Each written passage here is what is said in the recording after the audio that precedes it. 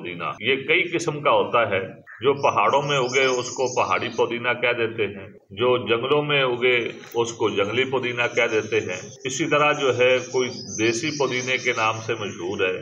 تو ناظرین، پودینہ کوئی بھی ہو، مزاجن وہ گرم خشک ہوتا ہے اور اس کے بہت سارے فوائد ہیں۔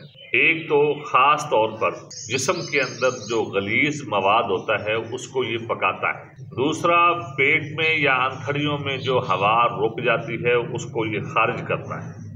معدے کو طاقتور کرتا ہے۔ خصوصی طور پر جو حرارت عزیزیہ ہوتی ہے اس کو جسم میں سٹور بھی کرتا ہے اور اس کا تحفظ بھی کرتا ہے۔ اور بھی اس کے بہت سارے فوائد ہیں، لیکن زیادہ تر ہمارے معاشرے میں اس کو معدے اور انتڑیوں کے امراض میں استعمال کیا جاتا ہے۔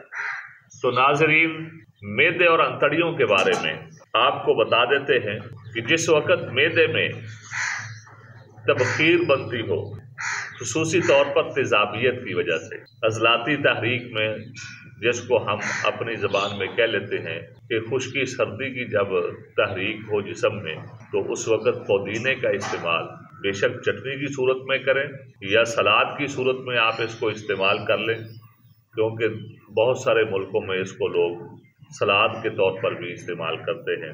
یا اسی طرح جو ہے آپ کوئی پھکی بنا لیں، اس میں جو ہے اس کو خشک پودینے کو استعمال کر لیں، تو یہ انسان کے پیٹ سے ہوا کو خارج کرے گا۔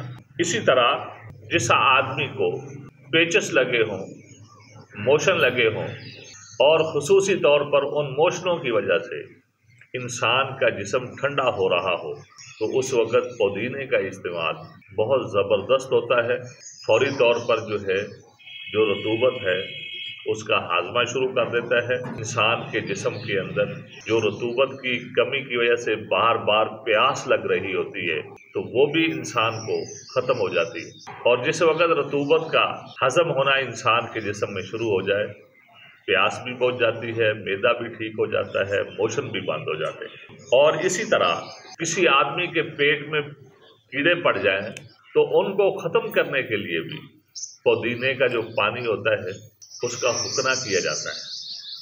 جب وہ انتڑیوں میں جاتا ہے تو جتنے بھی کیڑے جو ہے انتڑیوں میں ہوتے ہیں وہ سارے کے سارے مر جاتے ہیں اور پھر خارج بھی ہو جاتے ہیں۔ اسی طرح انسان کے جسم میں خشکی سردی کی وجہ سے جو پھوڑے پھنسیاں یا خارش شروع ہو جاتی ہے، تو اس کے استعمال سے وہ خارش بھی، پھوڑے پھنسیاں بھی جو ہے وہ ختم ہو جاتے ہیں۔